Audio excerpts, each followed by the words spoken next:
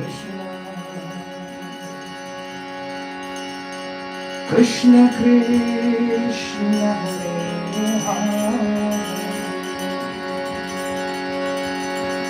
Hare Rama Rama Rama Rama Hare Hare Hare Krishna Hare Krishna Krishna Hare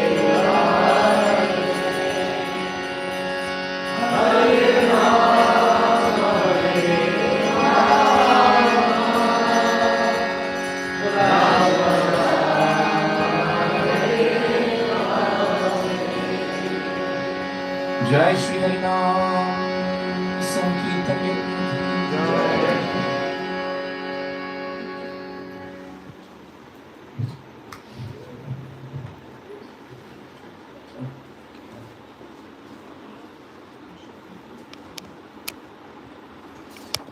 You all must know by now, month is a very important month. It is known in India and in our Shastras as Kartik Mas, or it is known as Damodar month. And during this Damodar month, we all remember the Lord as Damodar.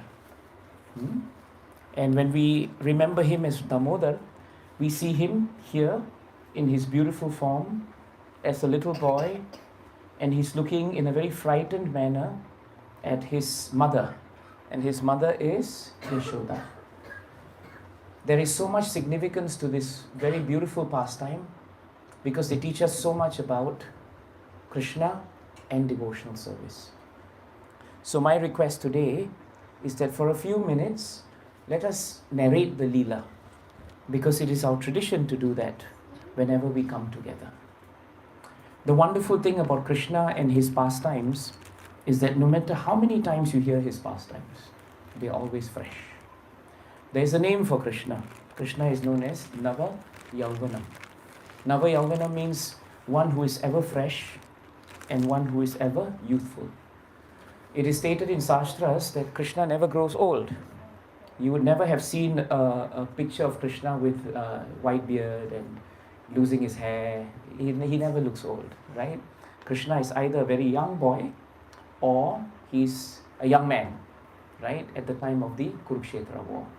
But the truth is, Krishna is non-different from God.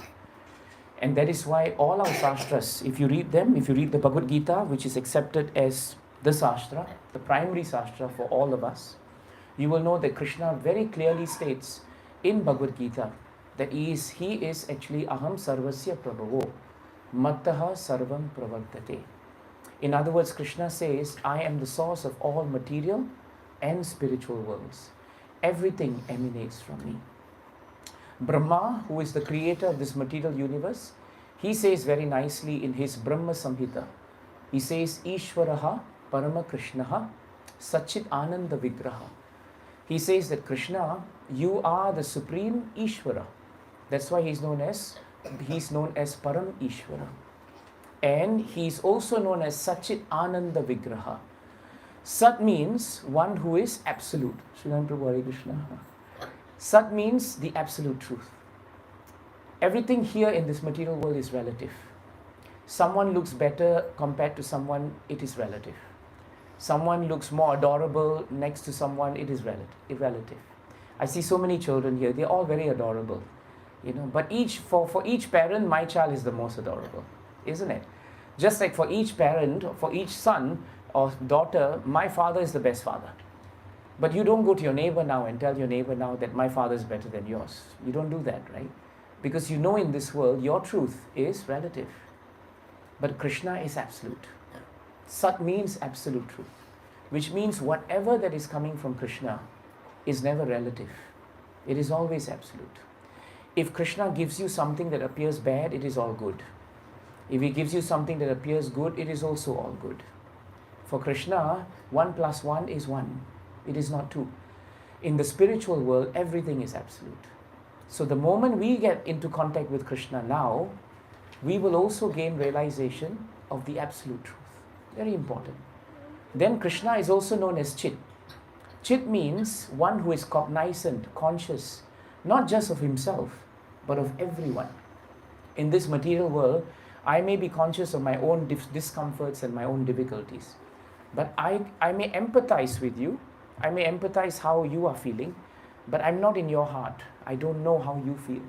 You see? So it becomes difficult. Even though we want to empathize and we want to understand how you are feeling, we are not in your bodies. We cannot know how you actually feel. But because Krishna is considered to be the super soul, he's Antaryami, he's in the heart of everyone. Therefore, whatever that each one of us feels, Krishna is able to feel that. He's conscious of every living entity. This is a very important point. Every living entity. So Sat, Chit, and finally Krishna is Anand. Anand means one who is very blissful. Anand means to bring happiness. Happiness in this material world is not the same as bliss. When we use the word Anand in the spiritual world, we use the word bliss as the translation. Why? Because happiness is very often temporary. You realize your happiness in this material world is like the flow of the tides. One day you're high, next day you're low. Maybe first 10 years of your life you're doing very well. Next 10 years you go through hell. The third 10 years you're fine. If you go to astrologers, they will tell you this period you are fine, that period you're not fine. Why? Because this nature of material world is such that people are happy for a while and then people are sad for a while. But Krishna is Anand, he's blissful, which means in any situation, Krishna is always peaceful. Which means if you are connected to Krishna, then you will also in any situation become peaceful. This is a very important point.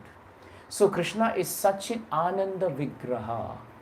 Now this is the most important aspect of Krishna. The most important aspect of Krishna is that Krishna is a person. Vigraha means form. Very often when we learn something about Hinduism, we don't realize that very often we are told that the form of God is actually formless. We are told that the Supreme Personality has no form. But that is a fallacy, because formless aspect of God is just one aspect of God.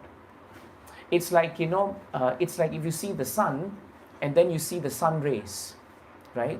Now, when you see the sun rays and the sunshine appears to be just light. It is not personal. You can't touch it. Your hand goes through it. It is in that sense impersonal. But it is not the source of the personality. The sun is still the sun. And the sun is a personality. It is there. It is visible. So the highest form of God is always Vigraha. It is a form. And that's why in Vrindavan Dham, which is the spiritual world, all the great devotees of the Lord, they worship Krishna in his personal feature. So that is the meaning of Ishvaraha Parama Krishnaha Satchit Ananda Vigraha. That is Krishna. So the most important part of our culture is to first of all accept who is supreme. It is very difficult to go on in life if we are not connected to that which is supreme. Because whatever that you're connected to which is temporary will end up being temporary. If you follow something temporary, you will also be temporary. But if you follow that which is permanent, logically speaking, you will attain that permanence. That's very important. Sometimes we have this idea that because God is formless, then we don't need to go to a temple. We don't need to see the form of the Lord. He's in the heart. That is sufficient. But very often we forget that in this material world, we take so much pains to be personal with each other. But with God, we want to be impersonal. Imagine if your children had no forms. They're just formless entities. What will they be? They'll be ghosts, right? Without forms. And yet we ascribe the Supreme Personality of Godhead as being formless. So it just doesn't make sense, you see. So this is a very important thing that we should understand. Mother Yashoda was a great devotee of the Lord. But in her heart, she saw Krishna in Vrindavan as her little child. And because she was so absorbed in serving Krishna, that was the perfection of her bhakti. Mother Yashoda's bhakti is defined on the grounds of unconditional an uninterrupted devotional service. What does that mean? It means that every time we come to Krishna and pray to him, we don't ask anything material from him. That was Mother Yashoda's specialty. All the great devotees of the Lord, they are distinguished from us because in their hearts, their love for Krishna is unconditional. They don't want anything from Krishna. They only want to be able to serve Krishna. And they have full faith that whatever it is that they need, Krishna, if he thinks it is necessary for us, he will supply us. If he thinks it is not necessary for us, he will not supply us. This is the mood of a devotee. But does it mean then that a devotee doesn't work, doesn't have ambitions? No, that doesn't mean that. Devotees all around the world, like Arjuna, he fought on the battlefield. But who did he fight for? That's very important. He didn't fight for his glory. He didn't fight for his name and fame. He didn't fight because of hatred for the Kauravas or jealousy for someone. These are all conditional thinking. They pollute our mind, and instead of becoming calm, we become agitated. But if we were to serve, Arjuna served and he fought for Krishna on the basis of his service to Krishna. And in his heart, all that mattered for him was, Krishna's plan is that I should fight. He has declared it to me in the Gita, therefore I have to fight. It is my duty. And in that way he fought. So Bhagavad Gita tells us, Yoga Yukto Vishuddhatma, Vijitatma Jitendriyaha, Sarva Bhutatma Bhutatma, Kurvan Api Na Lipyate. One who works, a pure soul, a good soul, who works in devotion to the Lord, and who has nothing in his heart except love, the way Mother Yashoda had for her child, Krishna, the Supreme Personality of Godhead.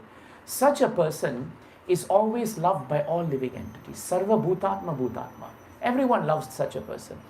And not only is he so wonderful, but also Kurvan Api Na Lipyate.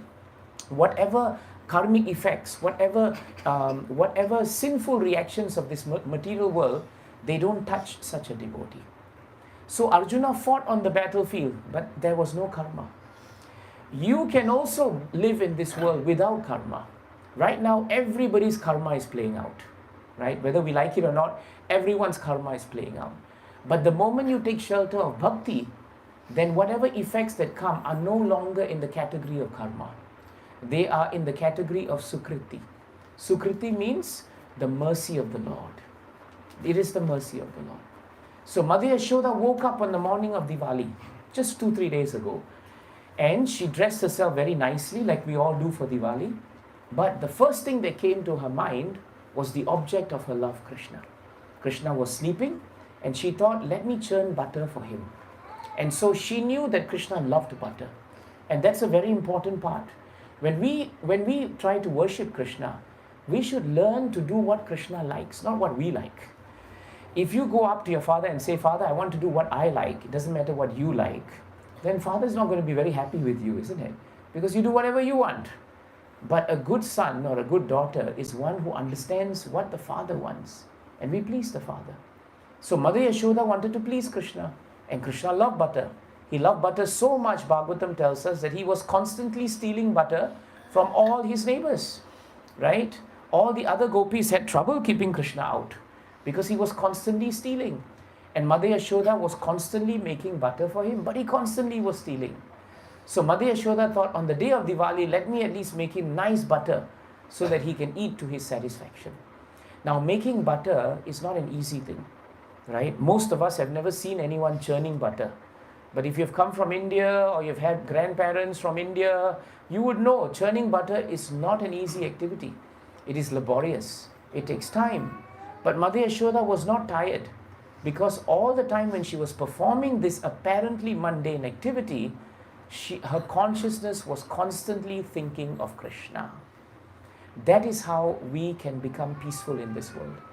We may be performing a very stressful activity like work, for example. We have assignments, we have deadlines. But if we keep Krishna at the back of our mind and we pray to him for strength, then we will not feel the effects of our work.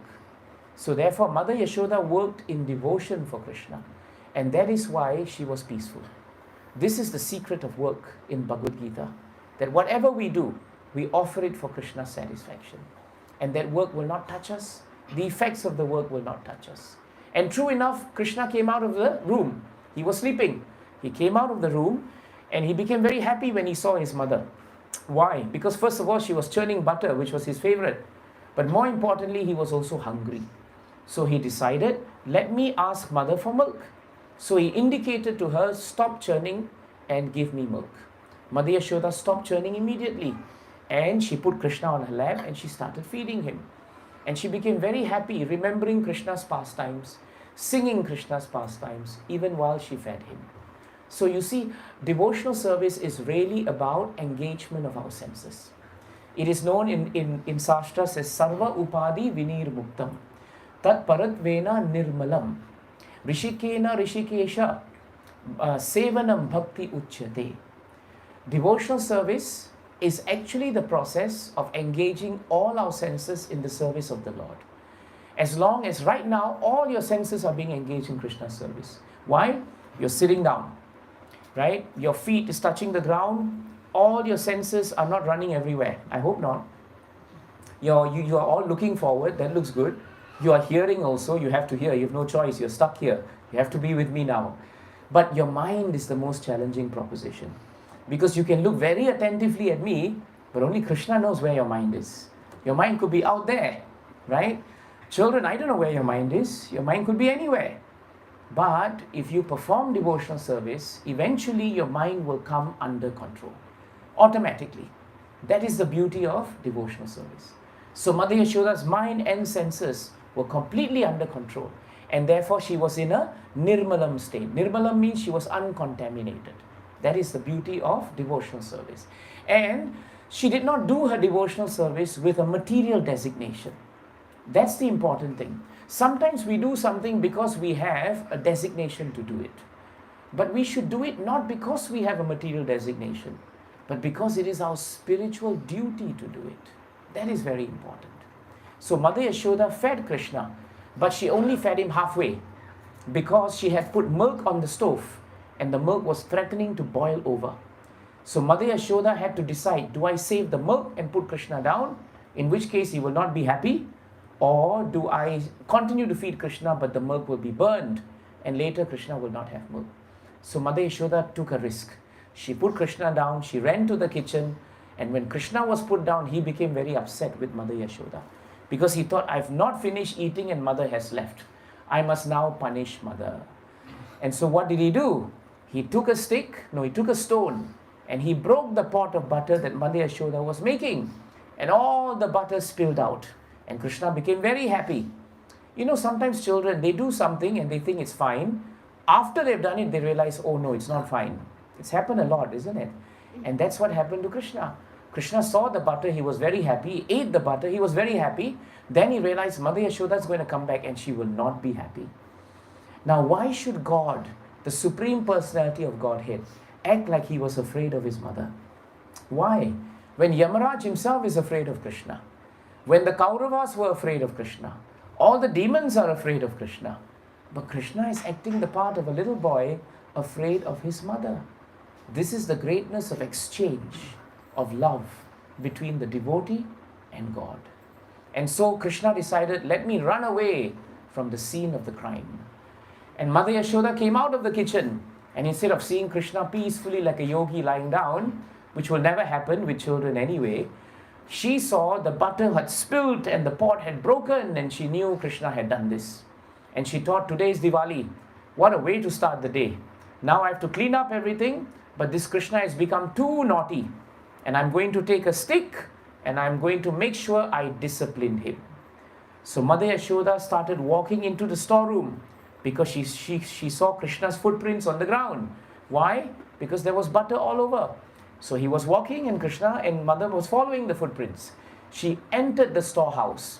In the storehouse of Mother Yashoda's house, all the pots of butter were kept hanging up so that they would be away from Krishna. Krishna wasn't very tall, but almost about like your heights, just very small boy. But Mother Yashoda saw something very interesting. You see that mortar behind Krishna? Krishna was standing on the mortar and he was breaking more pots of butter. One pot was not enough. He broke many pots of butter and butter was flowing. Krishna was eating, but Krishna was very generous with the butter. He had all his monkey friends with him. And so as the butter was coming out, stolen butter mind you, he was giving all of them generously nice butter. You know, you've heard, right, that sometimes thieves steal something, then they become very generous with the stolen item. It's a bit of an irony, isn't it? You steal it in the first place, then you become very generous about that which you stole. So the original thief is Krishna, and that's what he did. He stole it and he gave it to the monkeys, and Mother Yashoda was with the stick, watching what her child was doing. But because she had so much love for him, she just watched. But what she didn't know was that these monkeys that were being fed by Krishna, they were not ordinary monkeys. Actually, in the first place, if you go to Vrindavan, all the acharyas will tell you and sastras tell you that the monkeys of Vrindavan, many of them are great sages, rishis, munis, sadhus, who were trying to attain Krishna but somehow could not. And then they came back to Vrindavan as monkeys. They did not leave the holy dham. So monkeys there have a very special place. But these monkeys were very special because they were the same monkeys who served Lord Ram in Ram Leela as Vanaras. And so they prayed at the end of Ram Leela that, Lord Ram, if you come back again, the only thing we ask of you, nothing else. We don't ask for good wives, good husbands, plenty of bank account, nothing. We don't ask anything material.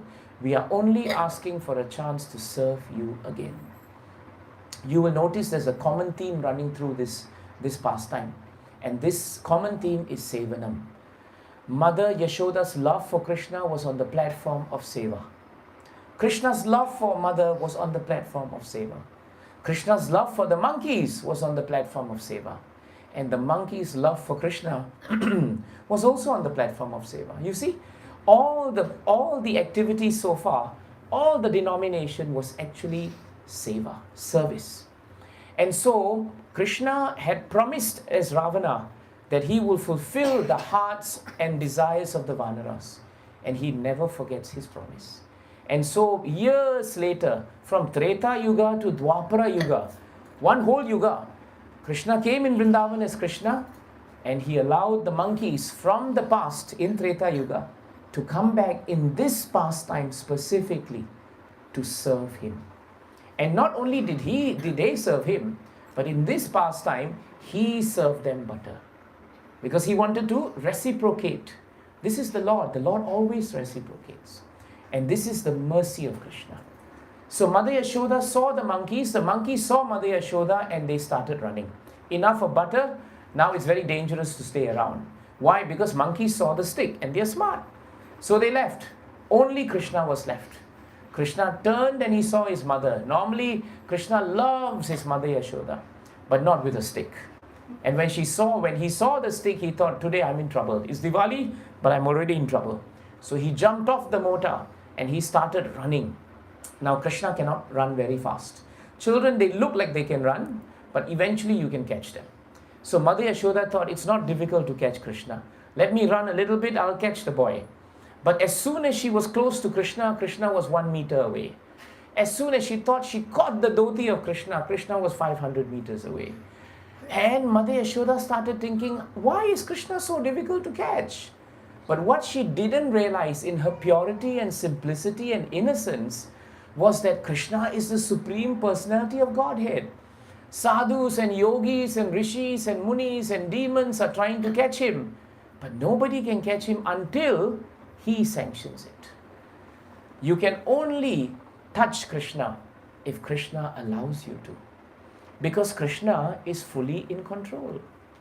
You know, in Mahabharat war, do you remember a great powerful son of Bhima known as Ghatotkacha? His mother was a demon Hidimbi and father was Bhima. So when he was born, he had the power of a magician and the strength of his father.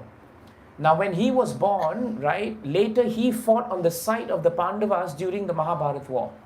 And he was so powerful, the Kaurava army was being decimated on one of the evenings before the war. On the day before, one of the days before the war ended, that evening, just before sun was setting, Ghatotkacha was so powerful that the Kaurava army was largely and vastly threatened.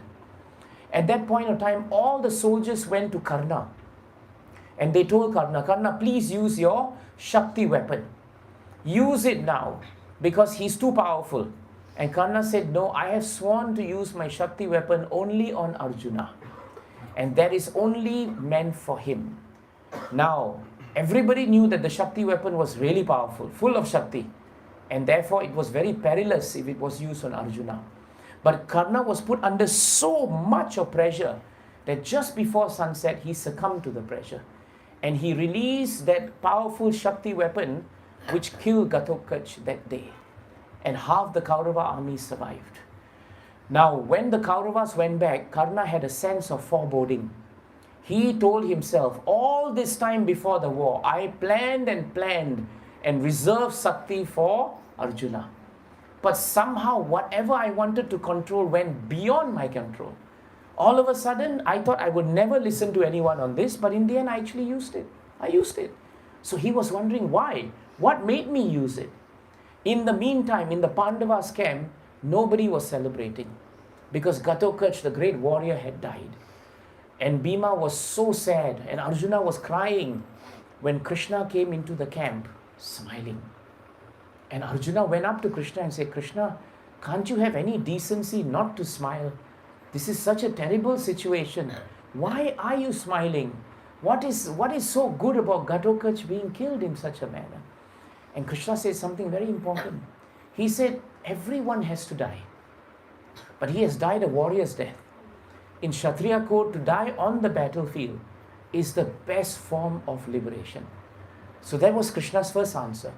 But his second answer is very important to this Leela. His second answer was that, don't you understand, Arjuna, that the sole purpose of Ghatotkacha coming into this world was to receive the weapon of Shakti. He has fulfilled what I had ordained for him. And then Arjuna realized Krishna was fully in control of the situation. Here were the Kauravas in the opposite camp, thinking and planning and strategizing their warfare. But Arjuna realized that night that there was no need to strategize because Krishna was fully in control. Why do I bring this up here? Because Mother Yashoda was running after Krishna, thinking she was in control of the situation. I'll catch him, that's it. But nobody is in control of any situation, least of all your health. You know, we can't even control our blood pressure. We can't even control our appetites. Diabetes, but we will sneak in one sweet. We have no control. And we have no control when we will die or when we will actually fall sick. We think this week I'm very healthy. All of a sudden you fall sick. So many times it happens to us. So Mother Yashoda had no clue that until Krishna surrendered to her, her surrender will not be complete. You see the point? And so Mother Yashoda, after being very tired, she said, Krishna, stop. I can't catch you. Please allow me to catch you. Then Krishna gave his mercy to Mother Yashoda and he allowed himself to be caught. And so after being caught, he looked very frightened. Look at him here. He looked very frightened of Mother Yashoda because of the stake. So he started crying. And Bhagavatam says he was rubbing his eyes and the tears were rolling and the kajal and the mascara was also going away. He had nice earrings and jewels and they were all shaking because he was trembling in fear. And Mother Yashoda thought, this is too much. I better put the stick down. Krishna, I'm not going to touch you. I'm not going to hurt you. I'm not going to punish you. But you're a very naughty boy. I am going to tie you. So Mother Yashoda got this rope. See, the rope is nice here. Did you paint the rope, Prabhu? No, huh? This one looks nice. Normally the rope looks very rope. But this one looks bright. So she took the rope from the house. She brought it in front of him. Krishna's not very fat. Neither is he very thin. Right? He had just a little bit of stomach. Like I can see most of you have just a little bit. Like that only Krishna was. So he brought it and he was supposed to be able to tie him. But no. The rope was 2 inches short. She got more rope and she put it together and she brought it around Krishna, but it was 2 inches short. She got ropes from her neighbors, the gopis, and she tried to tie him, but it was still 2 inches short. And Mother Yashoda was very confused. She thought, why is it so difficult to tie this boy? First of all, it's difficult to catch him. Now it's difficult to tie him. What's wrong with me today? Why is the day so difficult? But again, she could not realize that Krishna is Swarat. Swarat means independent. No one, right, can tie Krishna. Nobody. People can try, but nobody can. You can only bind Krishna with bhakti.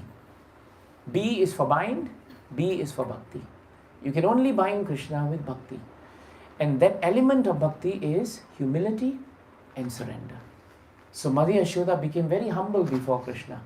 And she said, Krishna, I can't tie you. Please allow me to tie you. I need to do this. When Krishna heard Mother Yashoda's unconditional love and surrender to him, he decided, let me be bound. And so the Supreme Personality of Godhead, who cannot be bound by anyone in this world, agreed to become bound by his devotee. And that is why it is stated in our Shastras that Brahma, Shiva and all the Devatas, they are great devotees of Krishna. But of all of them, Mother Yashoda is still the most exalted. Kunti Mata prays in Bhagavatam that, Krishna, when I remember the pastime of Mother Yashoda tying Krishna, when I see that Krishna, who was so powerful, was fearful of Mother Yashoda, when fear personified is fearful of him, I am bewildered. Sa mam vimohayati yad bibeti. I am in vimohanam. Vimohanam means I am bewildered, very bewildered. I don't know why this is happening. Because Shastras tell us, Mother Yashoda's position is even more exalted than Kunti Mata herself. And Kunti Mata is also a great devotee of the Lord. Why? Because Mother Yashoda had nothing in her heart except to serve Krishna. That's all she did. And because of that, Mother Yashoda was allowed by Krishna to tie the rope. And he became bound. And the 2 inches that we speak about, they are 2 very important components of bhakti. The first is actually our surrender. And that surrender is coming through our endeavor. All of you have put so much endeavor today to come for the program. This is your first inch. Now Krishna will reciprocate with the second inch. And the second inch is his mercy. Only when the mercy comes can we actually be able to enter into the kingdom of God. But that mercy is attracted by our sincere endeavor. See, it's a combination actually. And that's why the Lord is bound. He's bound by his devotees. He was bound by the monkeys because their love for him in Treta Yuga, as in Ram Leela, was fulfilled in Dwapara Yuga. He was bound. And now he was bound by his mother because of the loving exchange between them. And so Mother Yashoda became very happy because finally on Diwali day, Krishna is going to be still and I can go and do everything else.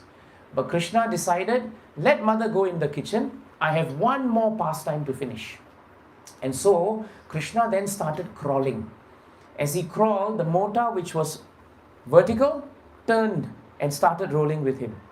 He went to the end of his garden where 2 beautiful trees were there. They were known as the Yamal Arjuna trees. Very big trees, old trees in Vrindavan. And he crawled between them, but the mortar got stuck. As he pushed a little bit, and because he's Krishna, the trees crashed without separate effort.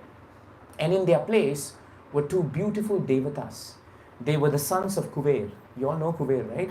Kuber is like the superintendent of the devata in charge of wealth. So Kuber had 2 sons, Nala Griva and Mani Griva and Nala Kuvera. These were the 2 sons of Kuber. And so Krishna asked them, what happened to both of you? Why is it that you 2 are in this situation? And why is it that you are not able to be normally as a devata in Swargaloka? And so they said, once upon a time, we were actually pious and we were devotees by nature. However, because we became so intoxicated with pride because our father was very rich, we forgot the purpose of life. And when we forgot the purpose of life, we started wasting our time in unnecessary habits like drinking and just frolicking around and uselessly wasting our time. One day we were so drunk and we were in the waters of the Mandakini river near Mount Kailash when Narada Muni came by. Narada Muni is the greatest of the greatest devotees. He's a Mahabhagavat. And he came by, and instead of coming out and paying dandavats and offering obeisances and behaving properly, these 2 boys came out drunk and they behaved very offensively to Narada Muni. Now it is stated nicely in Bhagavatam, Bhavat Vidha Bhagavatas Tirtha Bhuta Swayam Vibhoho Tirti Kurvanti Tirtani Swantaha stena gadabira. It is stated in Bhagavatam, I think it is in 1.13.10 of Srimad Bhagavatam. There it is stated that devotees are actually pilgrimage places themselves. They are holy places personified.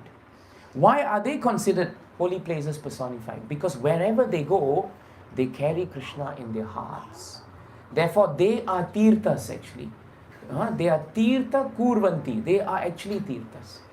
Therefore, we must be very careful when we interact with devotees. We should not hurt them. We should be respectful to them. We should never criticize them. We should never find fault with them. And we should always be honest with them. If we do that, these devotees bless us. And when they bless us, Krishna's door is open. Through them, we get the mercy of Krishna. So these boys, actually in one way, they hurt Narada Muni. They offended his sensibilities. But Narada, instead of becoming upset, he cursed them.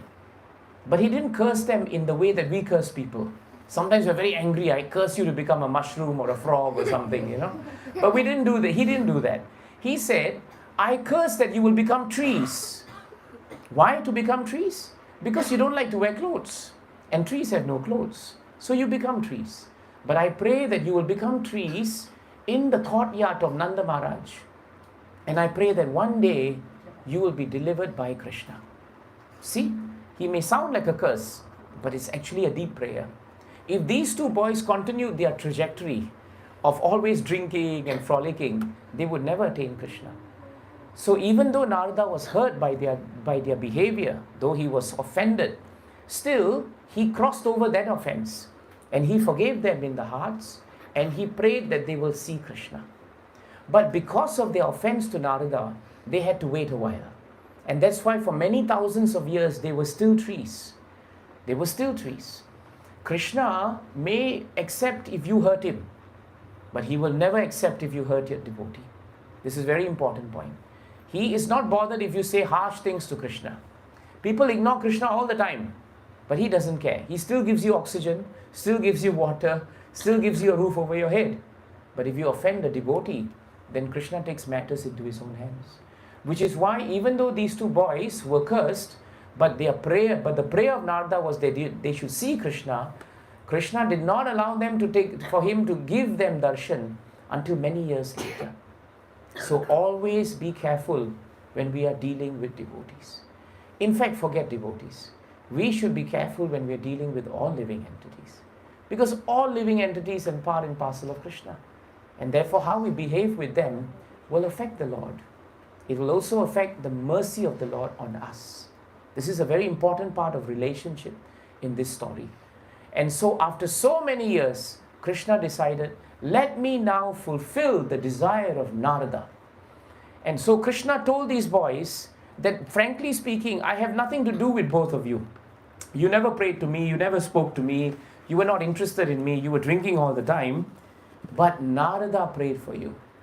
And because Narada prayed for you, it has now become my duty to actually liberate you. And so he said to them, go now from here and go back to Swargaloka and realize the purpose of life.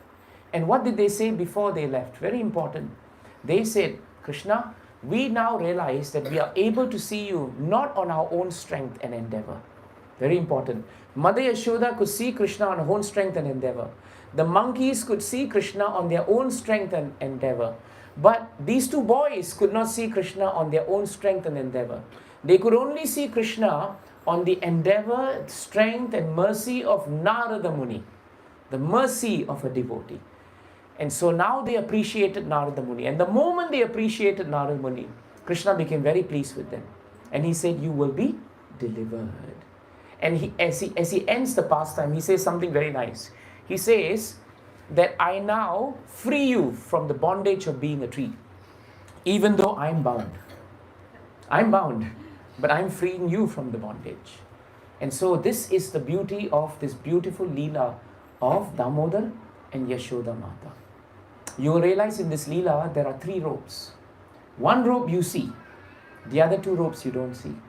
The first rope is Mother Yashoda, that is apparent. But the other rope is the rope that the monkey is tied to Krishna as Ram. And the last rope is the rope that Narada tied to Krishna so that he will free Nalakuvera and Manigriva. You see the ropes now? They're all there. And all the ropes are based on relationship between Lord and devotee, surrender and endeavor, humility, surrender, endeavor, and the mercy of the Lord on the other side. Jai Grantaraj Srimad Bhagavatam ki, Srila Prabhupada ki, Ananta Kodi Vaishravinda ki, Jai Gaura Premanandi.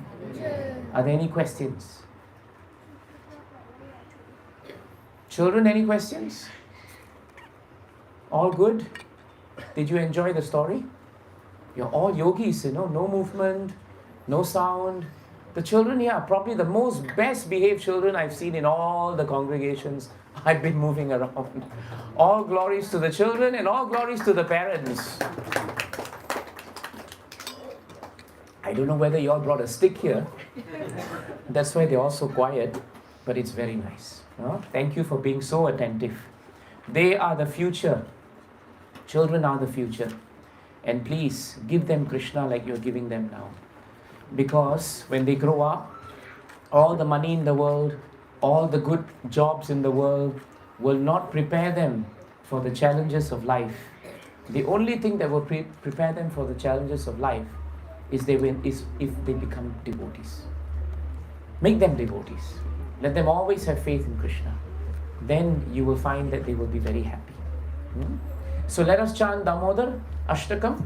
Prabhu, they all have copies of them? Very good. Okay. So you've sent the WhatsApp. All of you should look in your phones. Now's the time to see your phones.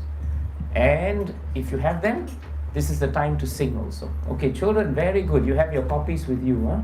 Okay. So we should chant Krishna's names now. And my suggestion is, Prabhu, to speed up. They can actually start lining up and they can all start lighting the lamps and then they can do it. That's good. So let's chant.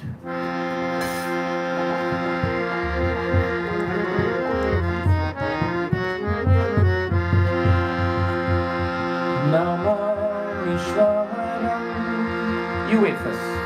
Sachidanandarupam Lasakundanam go Kule Brajama. Now your turn. Sachidanandarupam Lasakundanam go Kule Brajama. Namamishwaram Sachidanandarupam Lasakundalam go Kule Brajama. Haribo. Vishwaram Sachidanandarupam Lasakundalam go Kule Brajama. Yashoda Biyolu Kaladhamamanam Paramrishtamadhyam Tato Dutya Gokya. Children, your turn. Yashoda Biyolu Kaladhamamanam Paramrishtamadhyam Tato Dutya Gokya. Rudantam Muhunetra Yugmamrijantam Paramboja Yugme Nasatankanetram.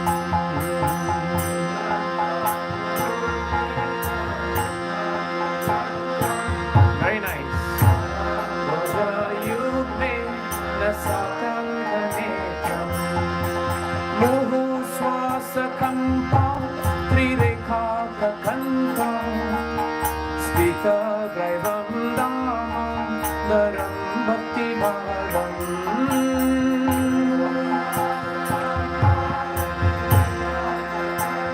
Jai Damodar Ji ki.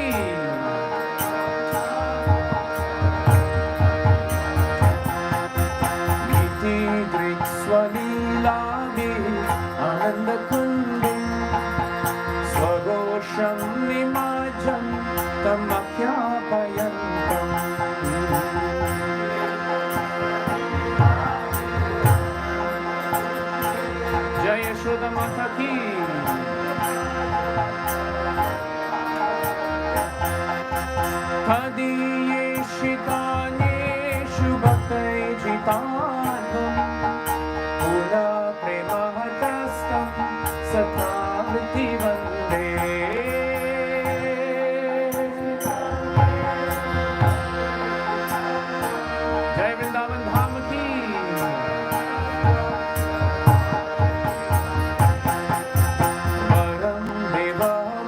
मोक्षं न मोक्षवदिं न चान्यं वृणेऽहं परिषादपि Children, you're very soft. Hari Hari Vrineham Parishadapi Idam Teva Purnata Gopala Balam Sada Me Manasya Virastam Himanye Jai Bala Gopal Hari Bol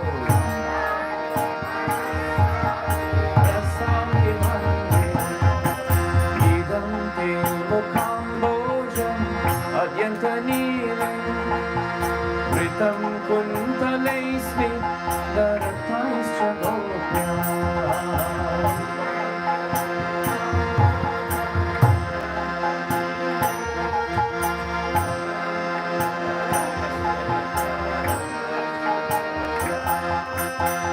Muhushumbitam bim bharatadaram me manasya virasta alam lakshalabhe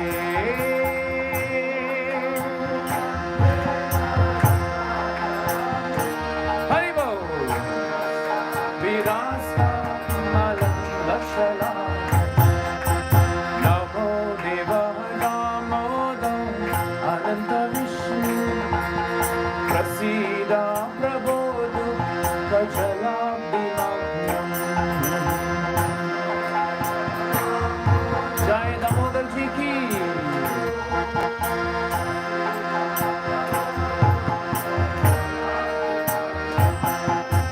Kripa Drishti Vrishya Tidinam Batanam Grahane Shamama Nyamidakshi Drishaya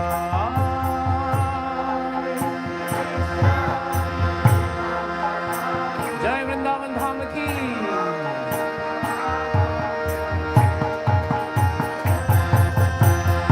Kuveradmajau Baddha Murte Vayatam Vaya Mochitau Bhakti Bhajau Kritau Cha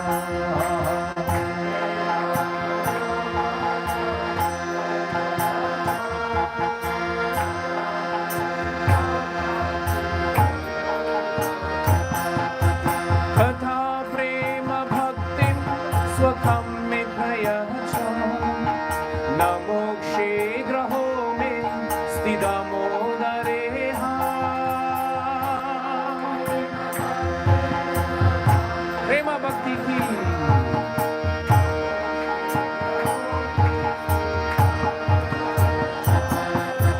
Namaste Studhamne Spuradipti Dhamne Vadiyodaraya Vishwasya Dhamne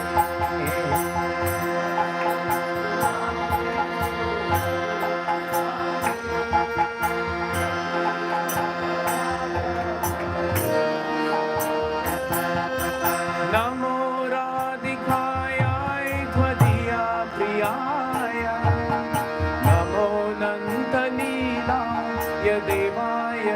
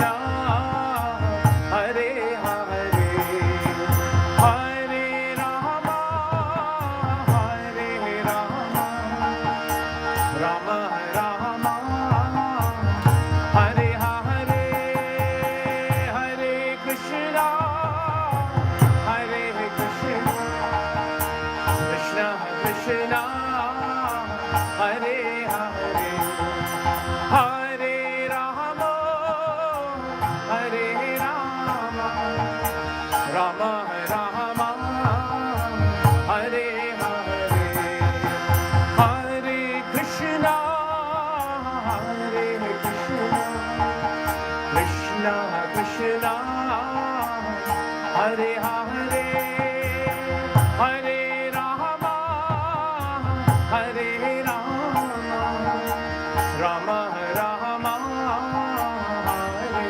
Hare Hare, Hari Bol, Krishna, Hare Krishna, Krishna Krishna, Hare Hare, Hare Rama, Hare Rama, Rama Rama, Hare Hare Krishna, Hare Krishna, Krishna Krishna, Hare Hare, Hare Rama, Hare Rama, Rama Rama, Hare Hare, Hari Bol, Hare Krishna, Hare Krishna, Krishna Krishna, Hare Hare, Hare Rama, Hare Rama, Rama Rama, Hare Hare, Hare Krishna, Hare Krishna, Krishna Krishna, Hare Hare, Hare Rama, Hare Rama, Rama Rama, Hare Hare, Hari Bol, Hare Krishna, Hare Krishna, Krishna Krishna, Hare Hare, Hare Rama, Hare Rama, Rama Rama, Hare Hare, Hare Krishna, Hare Krishna, Krishna Krishna, Hare Hare, Hare Rama, Hare Rama, Rama Rama, Hare Hare, Hare Krishna, Hare Krishna,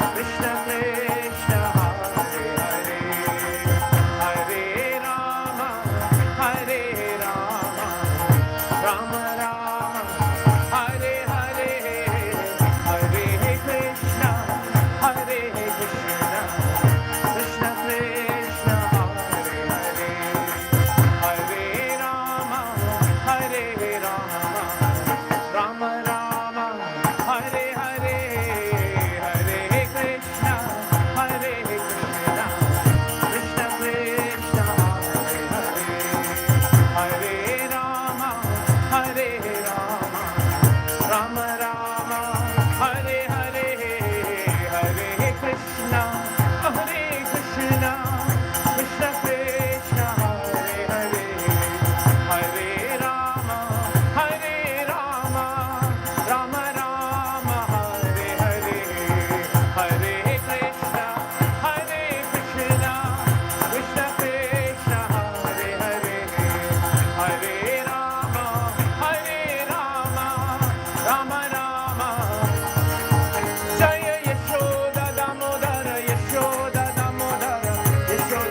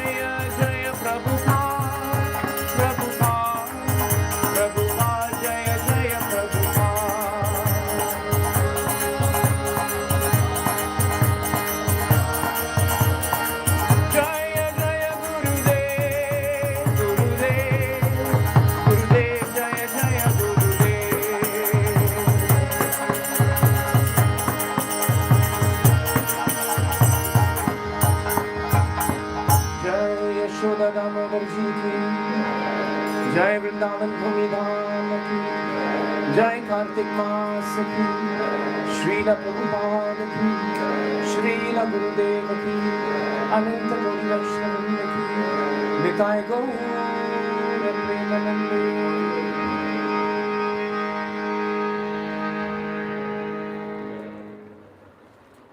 So thank you very much for having us over today.